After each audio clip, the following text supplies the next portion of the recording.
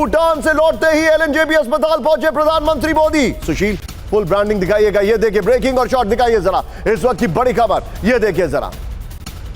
एलएनजेबी अस्पताल में घायलों से मुलाकात कर रहे हैं, ये देखिए जरा ब्रेकिंग और शॉट दिखाइए। अस्पताल में डॉक्टरों ने पीएम मोदी को जानकारी दी है, ये देखिए। भूटान से लौटते ही एयरपोर्ट से सीधे एलएनजेबी हॉस्पिटल पहुंचे पीएम मोदी। जो लाइव शॉट्स आ रहे हैं वो प्ले करिए। एलएनजेबी हॉस्पिटल में धमाके में घायल लोगों का चल रहा इलाज।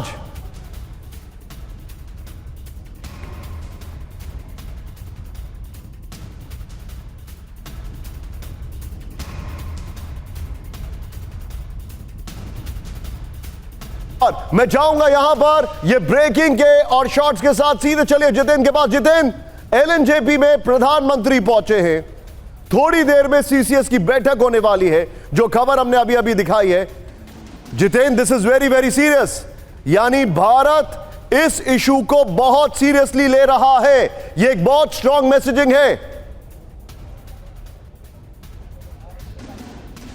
जी बिल्कुल निशान, देखिए पीएम मोदी जिस वक्त भूटान के अंदर थे, बाकायदा उन्होंने वहां भी ये बात बोली थी।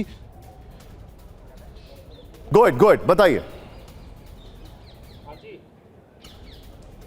जी बिल्कुल निशान, देखिए पीएम मोदी जिस वक्त भूटान के अंदर मौजूद थे उस वक्त भी उन्होंने ये बात बोली थी कि किसी भी सूरत में जो भी दिल्ली ब्लास्ट के लिए जिम्मेदार है उन्हें बख्शा नहीं जाएगा। और हिंदुस्तान पहुंचते ही वो सबसे पहले एलएनजेपी अस्पताल गए, घायलों से उन्होंने वहाँ मुलाकात करी, बाकायदा उनको ढांढस बधाई। और साथ ही जैसे ही पीएम मोदी बाहर निकले उसके तुरंत बाद पीएम मोदी की तरफ से एक ट्वीट आता है, जिसमें साफ तौर पर अगर आप आखिरी की लाइन पर गौर करें तो उसमें लिखा हुआ था कि जो भी कल्प्रिट है उन्हें किसी भी सूरत में बख्शा नहीं जाएगा।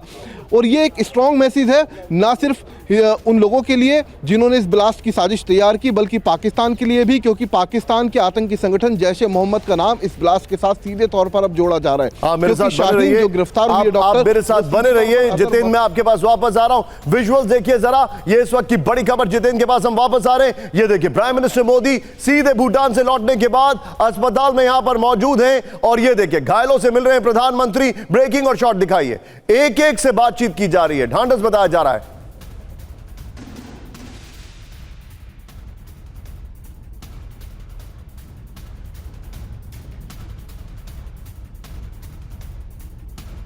आपके सामने इस वक्त की बड़ी खबर, ये देखिए तस्वीरें वहीं से आ रही हैं जो मैं आपको तस्वीरें दिखा रहा हूं, ये देखिए जरा। लेकिन इस सब के बीच में एक बड़ी खबर सीधा ये कैंप 1 पर बड़ी खबर, भारत नेपाल बॉर्डर 72 घंटे के लिए बंद। ब्रेक करिए इस वक्त की बड़ी खबर, दिल्ली ब्लास्ट के बाद नेपाल सीमा पर हाई अलर्ट। बड़ी खबर, नेपाल के रास्ते अभियुक्तों के भागने की आशंका, इंटेलिजेंस एजेंसियां कर रही है नेपाल बॉर्डर की निगरानी। नेपाल बॉर्डर पर सुरक्षा और निगरानी बढ़ाई गई। इस वक्त की बड़ी खबर मैं आपको दिखा रहा हूं, ये देखिए जरा, ये इस वक्त की बड़ी खबर,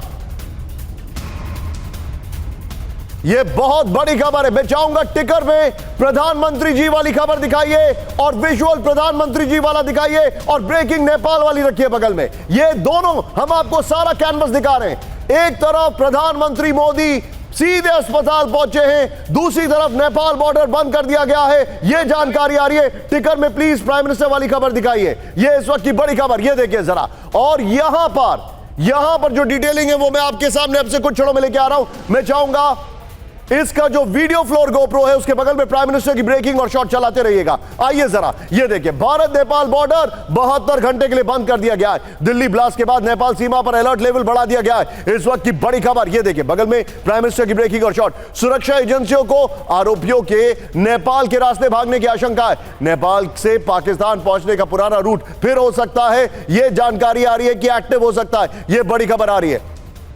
और फिर इंटेलिजेंस एजेंसियां नेपाल बॉर्डर के हर पॉइंट पर नजर रखे हुए हैं। सीमा से सटे गांव के लोगों को संदिग्ध गतिविधियों की सूचना देने के आदेश है। मैं चाहूंगा ब्रेकिंग की जगह रिपोर्टर को लीजिएगा, यहां पर प्राइम मिनिस्टर का विजुअल और नीचे ब्रेकिंग चलने दीजिएगा। सीधे चलिए, अभिजीत मेरे साथ है। अभिजीत, नेपाल बॉर्डर क्लोज कर दिया गया है, यह जानकारी आ रही है, और क्या क्या इंफॉर्मेशन है बताइए जरा।